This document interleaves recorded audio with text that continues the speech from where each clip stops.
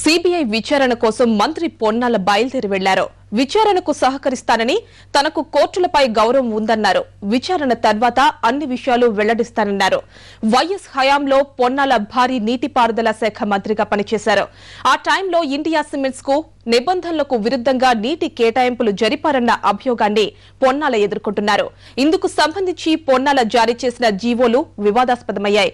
Ponnala చర్యతో cement కంపెనీలు ఇష్టారాజ్యంగా నీటిని వినియోగించుకున్నాయన్న విమర్శలు వెల్లువెత్తుతున్నాయి.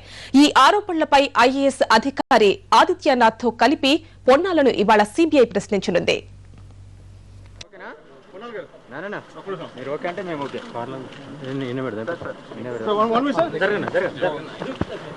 చెప్పంటారా, నవ్వుతూ పోతే మేకపోతే గాంభీర్యం అంటారు, ఏం మాట్లాడకుండా పోతే కిన్నుడైన పొన్నాలే అంటారు.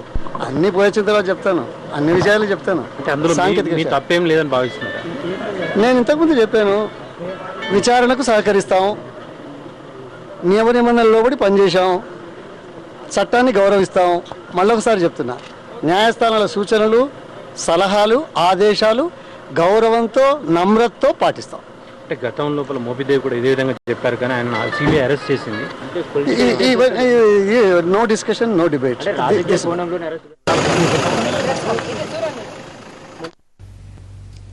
ఇటు మోపిదేవి